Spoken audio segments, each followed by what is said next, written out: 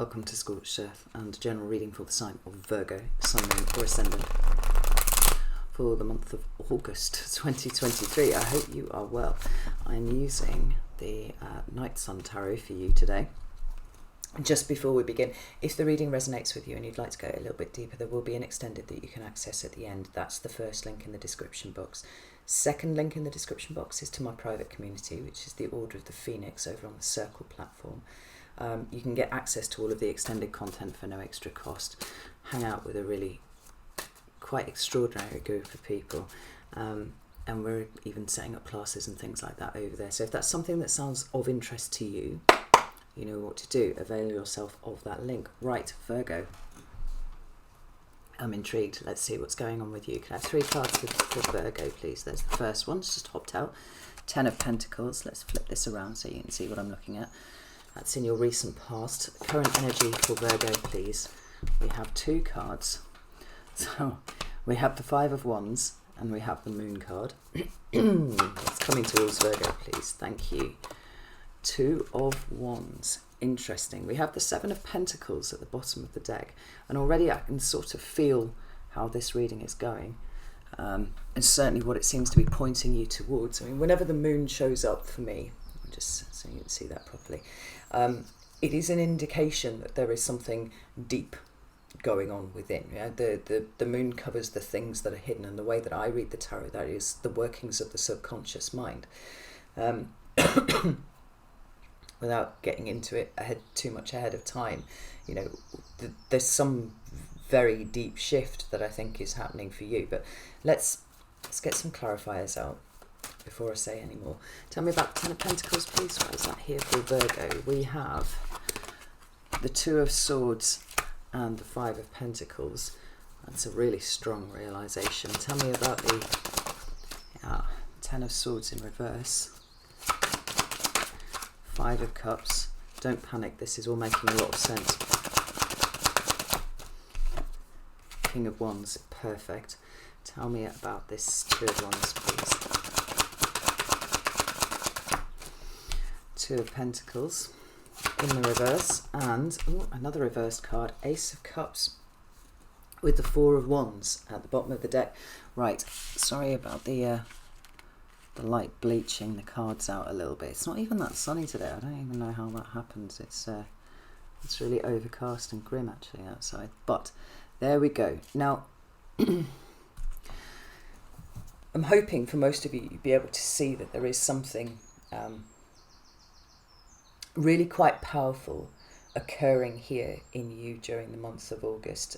And it's begun already. Like I feel for most of you there's going to be some sort of resonance just with the idea that there is some sort of shift ongoing at the moment. This 7 of Pentacles here, again, even just the fact that it's the version in the Night Sun Tarot that's come out says a lot that it was that deck that wanted to be used. Because 7 of Pentacles usually talks about this idea of coming to a realization that something is out of alignment, something is not giving you what it was that you thought you were going to get when you began investing in it. And that doesn't always have to be a conscious thing. That actually can be very clearly a subconscious thing. And we're talking about coping mechanisms and you know, even just the way that we think about the world. When the 7 of Pentacles arrives in its upright, it's a recognition that something needs to be altered in some way or another. And the fact that we've got the 4 of Wands appearing with it means it does speak to your experience of joy, I think. The 4 of Wands can mean variously lots of things. I mean, for some people it's the wedding card. For others, you know, it speaks of the creation of a new foundation. Certainly that's the interpretation that I tend to go with. But there's also this idea of it being somewhat of a portal. And I'll just show you that there. You know, it is something that you are being required to walk through. And it seems then that there's a realization that there is a whole new life that is accessible for you should you choose to take it. And the choose is always the important thing. But what I like about this Night Sun version of the 7 of Pentacles, if you can just see it there, is that the pentacles are placed across the chakra points. And it takes us to this idea that whatever kind of change you want to see outside of yourself has to have its initiatory point within you first. Your external world being a reflection of your internal, after all. So if there is anything that feels like it's out of balance, out of whack, not giving you what you need, there is some sort of corresponding point within you that is asking to be kind of straightened up, tidied up, neatened up, all those Virgo things that we like. It's asking you to bring your attention to those things. And in the resolution of those things internally, that's when we begin to see the change externally, and we see that actually reflected in the reading too. So we start off with this 10 of Pentacles, and I feel quite reflective. I feel the energy is quite reflective in looking at that 10. It can speak to material culmination, right? The achievement of the things that we set out to achieve for ourselves. Sorry about that. Two words the same in the same sentence. But it can talk about it can talk about security and stability, and I think that those things are very important to you. But this reflective energy that I feel, where you are reflecting on something rather, is more like understanding where the bounds of your universe have been, like the boundary line. Where is it that you feel safe and secure, and how that is shifting? It seems to be changing, and we've got these two cards to thank for it down here. We've got the Two of Swords and we've got the Five of Pentacles. Now, it sounds a little bit more brutal than I mean it to be, but the Two of Swords for me talks about willful ignorance. And it's not the will of the conscious mind. Actually, it feels like it's the will of the unconscious mind. It's the things that we don't see. It's the things that we don't know that we don't know. You'll notice here that she's got a blindfold across her eyes, and she's holding two swords. She's got her back to the water and her back to the moon, which is up here in the corner. And this idea that you've kind of sectioned off a part of yourself, so that that's the reality that you want over there, and anything else just will not even be consulted with at all, right? And that would be your emotions, your intuition, all that sort of thing. It's this idea that you're trying to make a choice trying to make a decision between two swords that are effectively the same, right? It's where the mind seizes up, because the subconscious mind is going, no, I don't want to go over there, that's too painful. I don't want to go that way either, because for some reason my intuition is something that I can't trust. And it's all around this Five of Pentacles. And the Five of Pentacles for me seems to be this dawning realization of how far you have inadvertently cut yourself off from what you need. Right? The things that felt to you like they were representative of security and stability, now no longer being so. And in fact, what we see here is that there's a sense of an inadvertent restriction that you have placed on yourself and your interaction with, whatever reality is for you. It's almost like a realization that you have deliberately powered yourself down, but not consciously, subconsciously. And I feel with the arrival of the Ten of Pentacles in the upright here, it's saying, do you know what? Actually, what makes me feel safe and secure is changing, and it's morphing. And I see it now where I didn't see it before. I see how the way that I've thought about particular things has kept me very restricted. And it's kept me in this low-level state of not being able to reach for the things that are actually important to me. The Five of Pentacles talks about, you can see it here, it's a card of loss, it's a card of poverty, but it can also be a fear of those things. Right? So it could be the excuse me, the subconscious fear that is so fucking strong that it stops you reaching for the things that you want. Because if you actually want something and you don't get it, the perceived loss is going to be greater than just hanging on to what you've got. But because this Ten of Pentacles is representing this shift, and it might even be down to your core values, right? Maybe security and stability has been the most important thing beyond everything else. but you realise that it's actually not living up to what you thought it was going to be. That would be a Seven of Pentacles realisation right there. You know, perhaps you've been trying to make sure that the security and the stability was outside of you in the material realm, but things have just kept challenging you on a personal level, and it's like the harder that you work to try and reach the Ten of Pentacles that you set for yourself, the less it seems to matter, almost. So this realignment of core values and a realignment of the nature of security and stability, what it means to you, how you exercise it, how it becomes a fundamental underpinning of not your life, but who you are, regardless of the circumstances that seem to flow around you. You've got this really powerful kind of shift. I think it's that Mercury in Virgo. I think it might be. The change is palpable.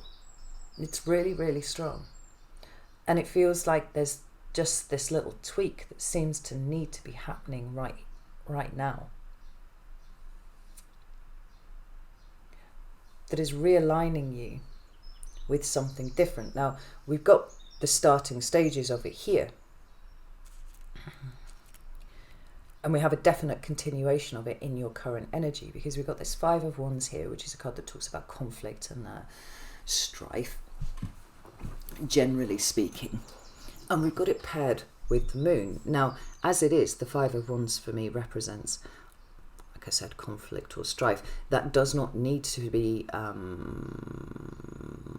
expressed through falling out with people or anything like that. I mean, I see it very much as a card that can speak to internal conflict. I don't know what to do. You know, my subconscious is pulling me one way, my conscious mind is pulling me the other, and there's this little schism between the two of them that it is necessary for me to resolve. But the fact that the moon card has come out with it so strongly is almost like an amplification of that energy there. So what's shifting around in your current energy at the moment is, it feels to me, a sense of looking at past hurts, past griefs, and with this Ten of Swords here, appearing in the reverse as it does. Now, cards reversed don't always mean exactly the opposite of what they mean in their upright form, and this would be the end of a really, truly trying cycle for you. Right? All the tens represent ends, and although it's a kind of brutal card, we see that the sun is just beginning to break the horizon, and the darkness is on its way out, right? And the message of this is that the sun always rises on the next day. When you hit rock bottom, the only way that you can go up. Now, the message is slightly different, rather than being its absolute opposite when it shows up in the reverse here, because I think what we see with this 10 is a desire that you've had to try and avoid getting into situations that are going to leave you in this state. And Lord knows you have enough examples of it across your life. Right? That really fucking hurt, I don't want to do that again. That really fucking hurt, I don't want to do that again. This idea that you have... Well, so a couple of years ago, Virgo had a really rough do, right? I saw that for all of you. Maybe it's even 2020, actually. Things were really, really difficult.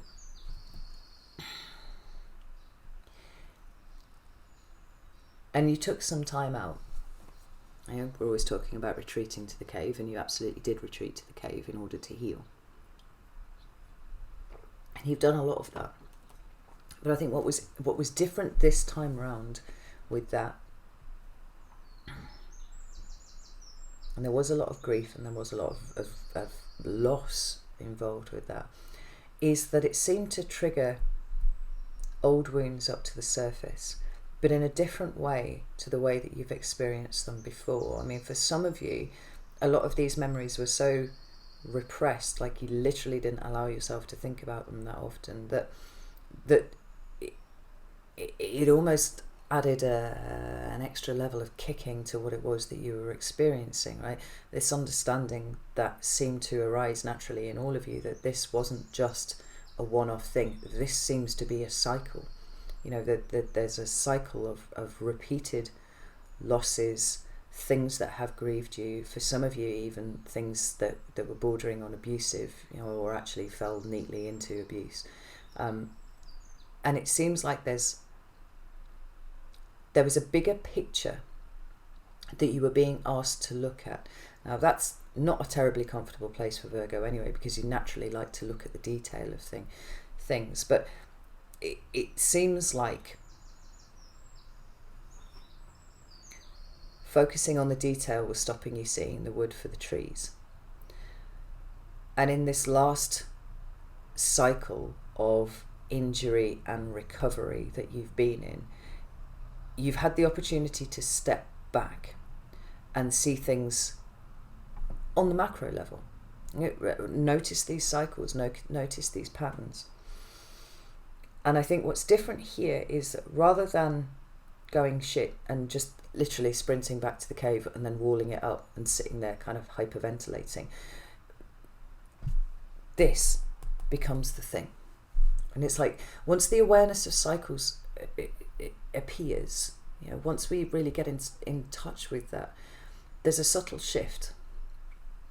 Particularly if we recognize that our own behaviors at times are the things that have inadvertently sent us down the road of pain when we didn't mean to go there. In fact, we were doing everything that we could to stay out of that particular environment. I'm trying to find a way to put this. It's almost like we've assured ourselves of arriving at that place by our absolute terror of ever being there.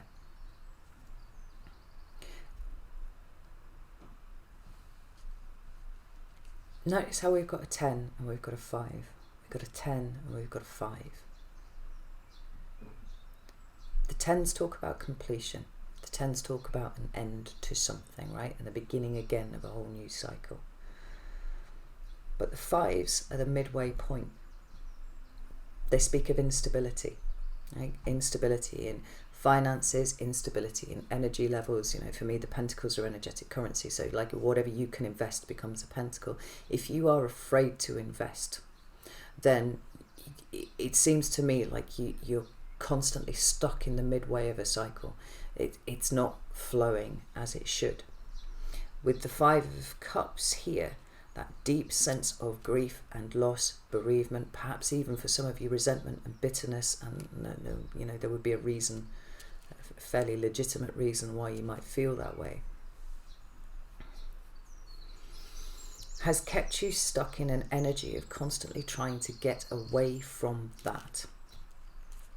Now, what the 5 of Wands, another card that speaks of instability, talks about here is a realization, and I think it's here with this 7 of Pentacles, that can't be a road that you travel anymore, because it's guaranteeing this repetition of a cycle that you do not want to be involved in.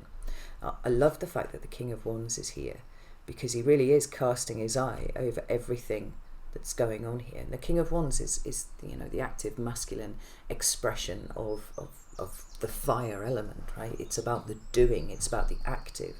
And so what we take from this here is that there is an active desire to break free from the 5s, allow yourself to hit the 10, and in the process release enough to be able to start again in some sort of meaningful way. But in order to do that, there are a couple of things that need ironing out here. And, you know, this actually could be where your attention to detail really does help you, provided you remember to step back periodically and look at the bigger picture of what it is that you're trying to do here. You know, the 5 of Cups is a really, really difficult energy. But then all of the 5s are exactly so. And they're designed to be, they're meant to be. They're sort of supposed to shake you loose a little bit. You know, they all represent fixed signs here. We have Saturn in Leo. This is a forget what the planetary correspondence is, but that's Scorpio, and that's Taurus there. Where have you been too fixed in what you have felt, in what you've done, in what you've invested or refused to invest in for fear of loss? Like, these three cards here seem to me to be working in tandem to say, it's okay, we can let go of this. And because it's all happening on this really deep internal level,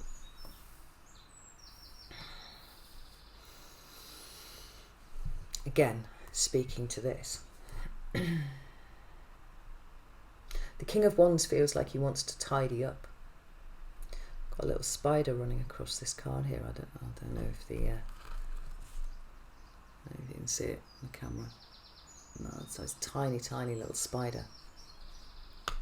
We like spiders. They're spiritual messengers. They speak of activity and organisation, but they also talk about deep feminine energy. And it doesn't matter whether you're male or female at this point. The stuff that is of the internal, the stuff that is dark, the stuff that is unseen, is predominantly a feminine energy right there. But representative of the conscious mind and the active version of it rather than the passive. It feels to me like you're tidying house, Virgo.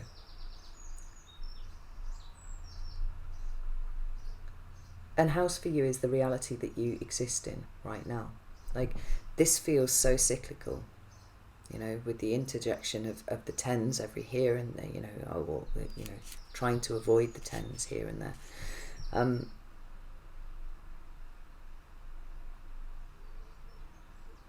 There's something incredibly, deeply regenerative about where you find yourself conflicted at this point. That's what I'm going to let. The conflict feels like it's actually helping you, because if nothing else, it seems to be signposting where the difficulties are. It's signposting what it is that you have been trying to avoid, and then in some way seem to have been almost inadvertently bringing back to yourself over and over again. Like, the shift is something that is happening in you really, really deep. And, you know, August marks the beginning of the birthday season for Virgo, most of the way through August before it kicks in. But that means that the rest of August and the beginning of July for you is 12th house stuff. It is the stuff that is represented by that which is unseen. It's the stuff that's helping you process at a really, really deep emotional level what you need to in order to start again. And this starting again seems to be of increasing importance to you, because what I'm seeing here is almost like the benefit of being able to have a second chance at life. Well, I don't know about you, but I've definitely been getting those kind of vibes from the universe, not just for me, but for an awful lot of people that I know. It's just kind of like, do you know what? I can start again, and I can start again with all of the wisdom and experience that I have accrued over my entire lifetime, but I can approach things differently. I can start to crack wide open and accept things coming towards me if I'm not afraid of losing things, because I think, Virgo, you understand loss at a really, really deep level, having experienced an incredible amount of it, particularly over the last couple of years, but actually having a life that has been in some way characterized by loss. You know, realizing that your subconscious mind has been holding you back. Stomach's gurgling wildly there. Holding you back from experiencing the richness of life because it's afraid of losing things. Be a really powerful revelation, and particularly with this King of Wands going here, he's like, right, okay, we need to do something about this. I'm not prepared to sit back and either allow a cycle to repeat or miss out on anything. The thing is, because it's the King and not the, if it was the Knight, we'd be like, oh, there's a real FOMO thing going on here, right? Like, I need to be in the middle of everything all of the time. With the King of Wands, there's something much more reserved. Right? We have the dynamism of the Knight of Wands, but we have it kind of balanced out somewhat by a richer understanding and a much more responsible frame of mind.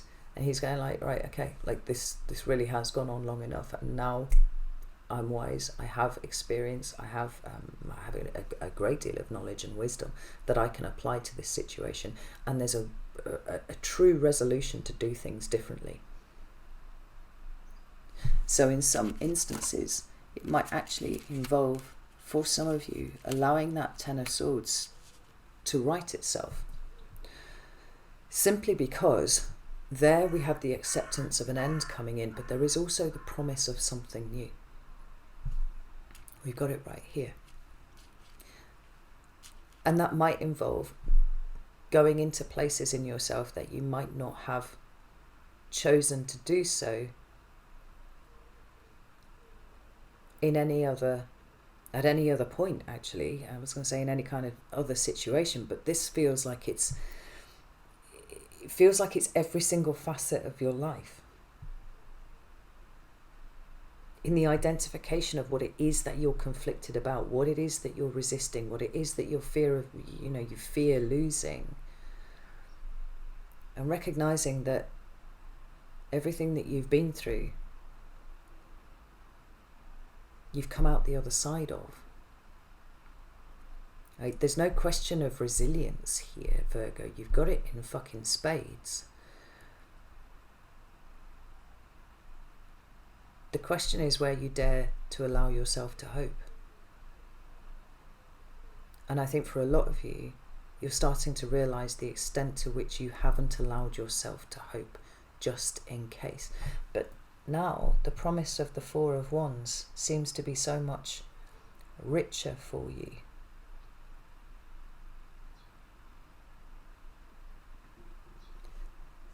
That you're allowing the instability to come in. Like I said, the notion of what it is to be stable is changing entirely for you. Right? Maybe it might have been a fixation on work and on housing and all those kind of things. You know, if those things are right, then everything else will be fine. I'll just make do, it will be great. But for a lot of you, you've achieved that, and it doesn't really mean to you what you thought it was going to mean. The question is much further below the surface than that, and correspondingly the answers are much further below the surface than that.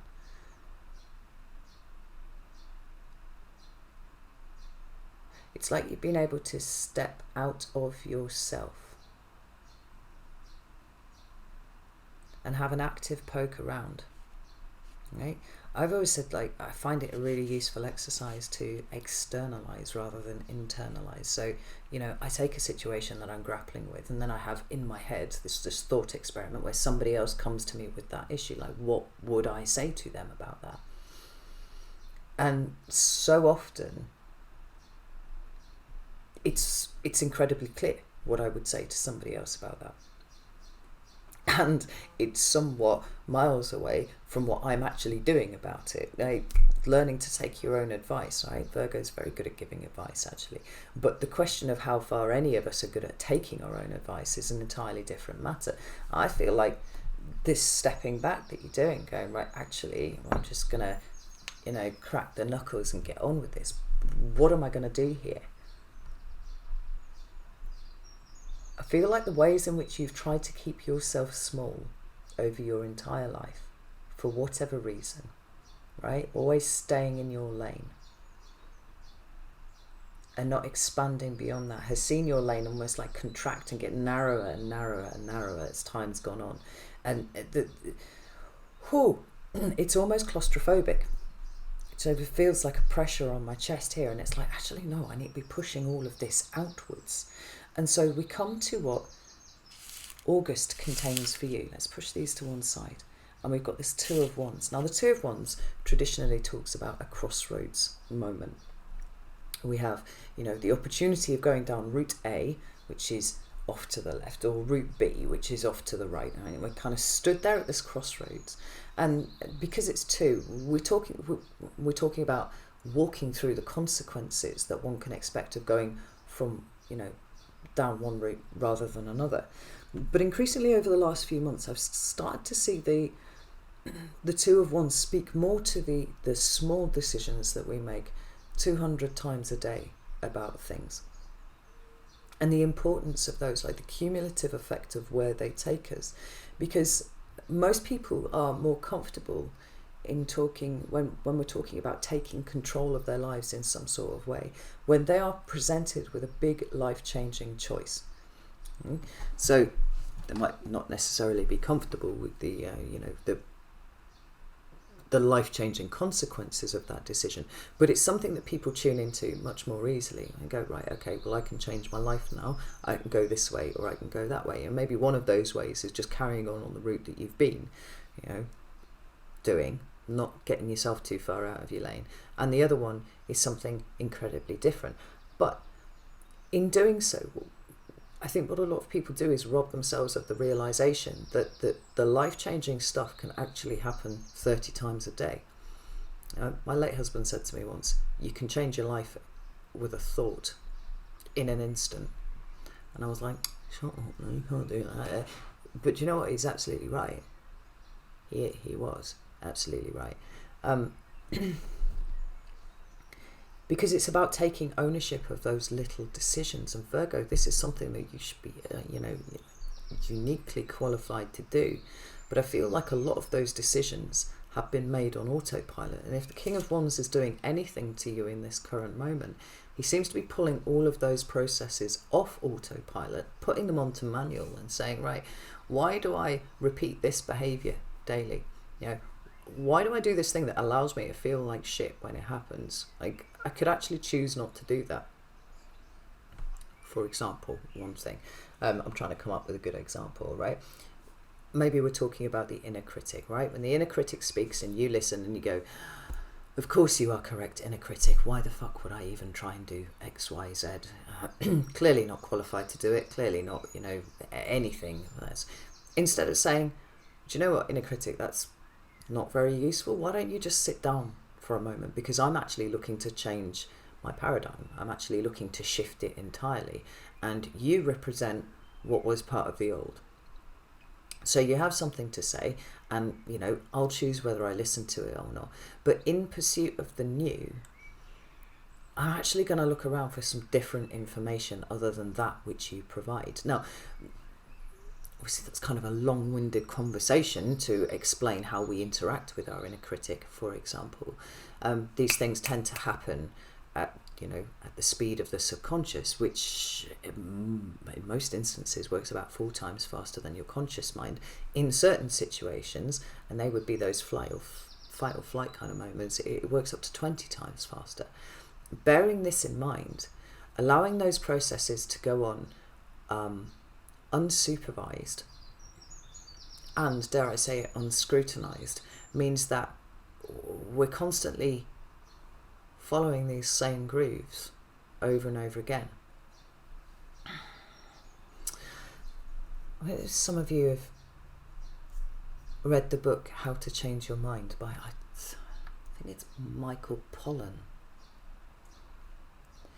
He says the workings of the mind, right? Imagine a mountain, it's all covered in snow, right? It's got skiers on it, and your thoughts are the skiers. And as you're coming from the top down the mountain, right, the more skiers that going, down the mountain, the more there are certain tracks and certain grooves that are created, right? And whether you like it or not, after a while, these are so, the snow is so compacted and whatever, that you're going to find yourself drifting in to previous skiers' kind of imprints in the snow. And depending on how well those are compacted, even if you kind of want it to go off in a different direction, you're going to find all of these skiers kind of end up going like this. Now, he's actually talking about psychedelics. I have to point this out at this point. And he said what he thought psychedelics did was, it could be represented by like a whole new snowfall, like 18 inches of fresh snow, so that everything's powdered again. And then the thoughts that go down are actually making their own tracks. They're not being pulled into this. I feel like what this Two of Wands is representing to you is the fresh snowfall. Or perhaps your power to allow the snow to fall, rather than just keep following this compacted snow and ice that's taking you down the same route every single time. By realizing that there is a certain set of patterns that your brain follows, and you can disrupt them, but you can only disrupt them if you're paying attention when they happen and you willingly interact with them. Now, this Two of Pentacles and Ace of Cups in reverse is really, really interesting, because it does feel like an absolutely profound revelation. Like, upon scrutiny, what it is that you find internally is that I would say that there's more of a desperate need to cope than anything else. I mean, that's what this Two of Pentacles talks about here for me. It's kind of like, we're just coping, we're keeping everything, you know, as it should be. Well, we're keeping everything where it is. Nothing's falling, and this is a good thing. But to use the same example that I've used before a number of times, so what we're talking about is going from down here up to a point of neutrality. Right? This is not living one's best life. This is being all like, well, I'm kind of removing the possibility of shit things. And that to me feels like the epitome of a good life right there. And compared to where you have been, you're probably correct. But taking all of this shit off autopilot and going, right, okay, in any given moment, I'm going to have a subconscious reaction, which is one that is conditioned, it is one that is programmed, and it is one that I know will lead me inexorably to repeat a cycle that I have been going through over and over again. Creating that space in between, saying, right, where's the coping, fear, restrictive and reductive pattern of thought, and where is the expansive one? And you have to introduce the space to consider each one of these thoughts as they come up. And it can be quite, I'm not going to fuck around it, Virgo, this can be really quite overwhelming, because whether you know it or not, you're making decisions 300 times a day minimum about all sorts of things. And they can be things that feel, relatively inconsequential.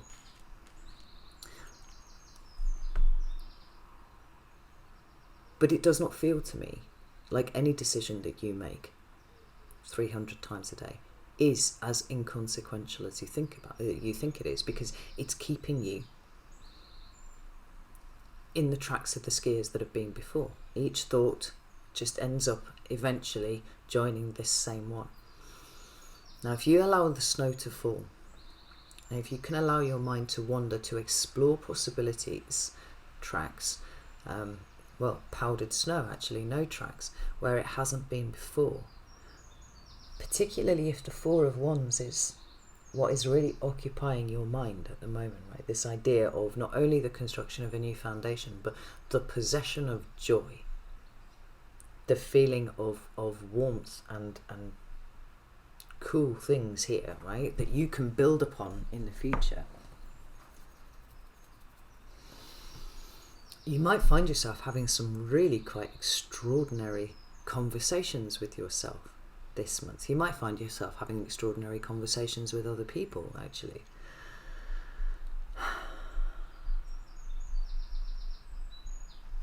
Because the Ace of Cups is showing you at this point, and it's in the reverse, it's showing you where you have closed yourself off. And I think that this is really important, because so many Virgos have been trying to open themselves up, right? And going, I didn't like that, that hurt a little bit, and then kind of retreating. Excuse me. The Ace of Cups represents the relationship that you have with yourself, and we're back to this in, like, so much of this is internal, so much of this is 12th house stuff, like Virgos is really, really strong. The realization that in order to improve everything, full stop, the relationship with self has to be first and foremost. This Ace of Cups is in the reverse. Yeah.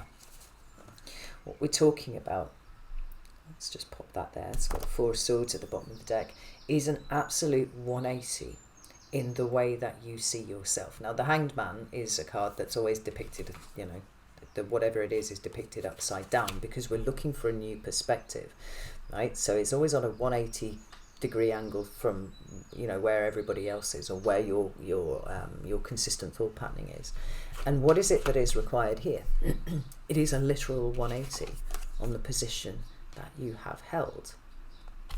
Now, the Ace of Cups also talks about, you know, forgiveness and compassion and self-care and love for self. All of these things that we struggle with to an extraordinary degree, you know. And sometimes we say, well, I'm trying to deal with people, but people are messy and weird, and I always seem to do the wrong thing, and it's actually just safer for me if I stay in here and don't try and interact with other people.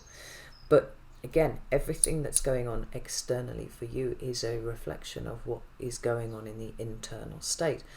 And as I've said a billion times, just say, it's just the 4-year anniversary of my channel tomorrow. So I've been saying this for at least 4 years.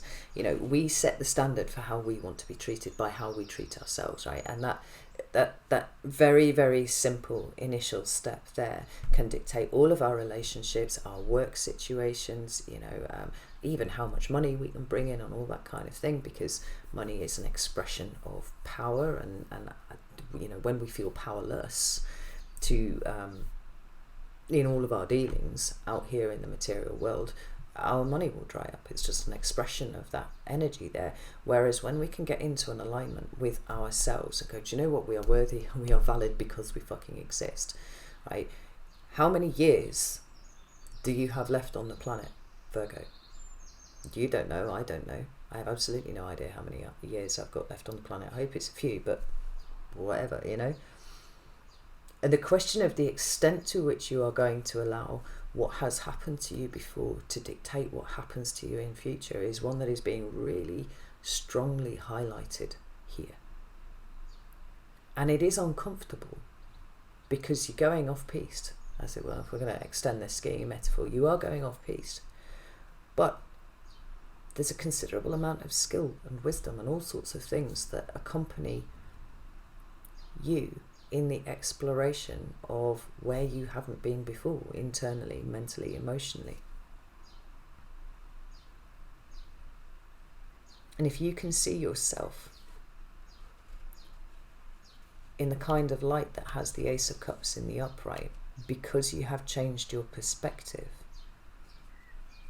Yeah, one of the most shocking realizations to me was the extent to which I was propagating my own abuse by living in an abused mindset. Right? That was the best way to describe this. Defining myself by my previous experiences and defining my expectations of what life will hold in front of me by those previous experiences. And, you know, to an extent, doing exactly what I was talking about before. You know, like, happiness is the absence of things that piss me off, fuck me off, scare me, make me unhappy, any of those. And that, no, that's just neutral. The very uncomfortable wanderings into the possibility of the idea that things could be good, just good, full stop. That I could show people who I was, that I could invest in other people, more specifically, I could invest in myself. You know, it's this increase in strength, it's this increase in resilience. I don't think that you realise how strong and resilient you are, Virgo. I think that you get stuck on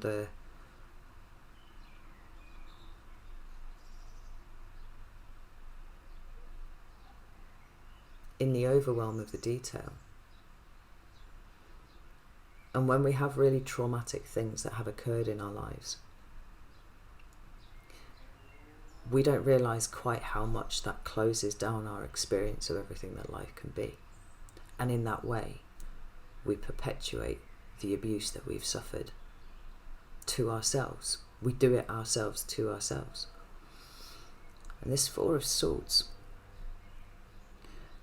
is asking you to take a step back.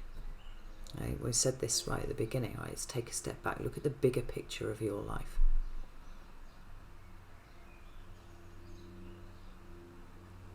You don't know how long you have left. I don't know how long I have left. Are you going to continue to live the life that you've got, being defined by what the fear of a repetition of things that have happened to you before? Or are you going to accept that you are strong and you are resourceful and you've got a 100% hit rate on surviving everything that you've ever experienced up until now? Because if you go for the latter, the possibilities that begin to open up to you are really quite immense. And if you choose to take what you have seen about yourself this month and start working with it consciously, seeing where perhaps you are incredibly critical of yourself, perhaps where there is this expectation that things are going to go wrong or that there's going to be some sort of loss. If you start being a bit more gentle with yourself and the machinations of your internal world, and apply your conscious energy to it, like, what is this? Externalize it if it helps. Yeah, your friends come to you with your life story. This is how they're feeling right now.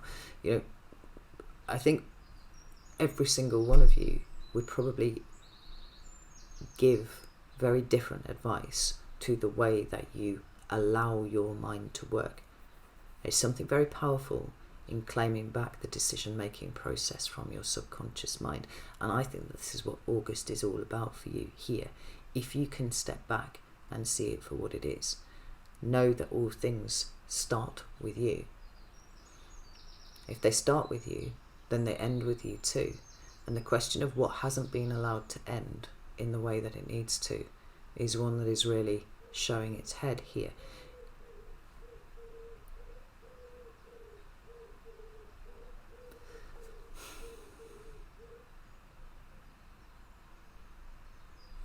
Yeah, like before you go on holiday and you go around and you do all of those things that you need to do so that you don't come back to a stinking mess, right? You empty all of your bins and you do all the washing up and make sure that there's no plates with half-eaten food on the side, right? You give everything a good clean down. You leave it nice and tidy, because when you come back to it, it's going to be nice, right? That feels like the energy of what's going on here, except that rather than it being your kitchen and your bins and all that kind of thing, it's your 12th house, it's your subconscious, it's the things that are deep and hidden and buried. It's kind of like, give it a chance to come up. And as these things are coming off, you get an opportunity to wipe the grime off and go, well, that was an experience, and it's certainly given me, a few ideas about how the world works, but there is the possibility that it might actually be different to that. So I'm just going to pop you on a shelf there where I can see you. And if you start shouting about, inner critic shit, I am going to choose in that moment whether I listen to you or allow myself to explore the possibility that there might be something else. Now, this is not an overnight process, Virgo, as you can probably guess, but it is the beginning stages of something, and I really do feel like you're at the beginning stages of something here. Maybe it's like the beginning of the end here with something. And likely, as you get into Virgo season proper,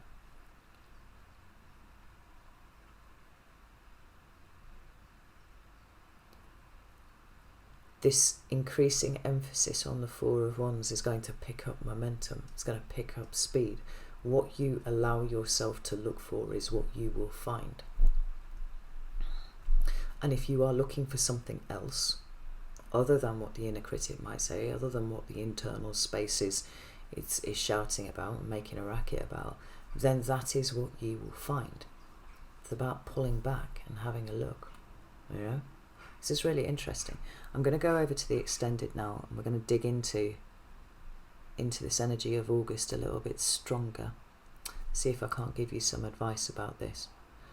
So if you would like to join me over at Vimeo, you're very welcome to do so. Also, you can come over to Circle, whichever applies. And if neither apply, that's also absolutely fine.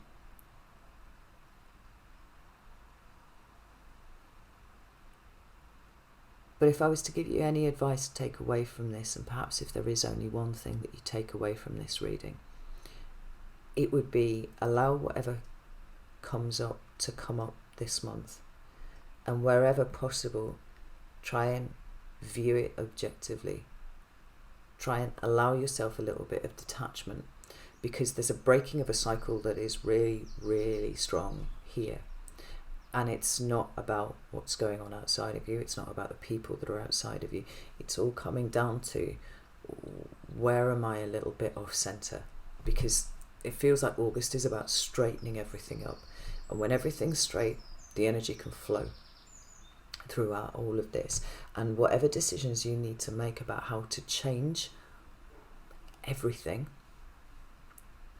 there will be clarity on how to do that. Alright, so I'm going to leave it there. Know that I love you all very, very much. And I'll see you soon.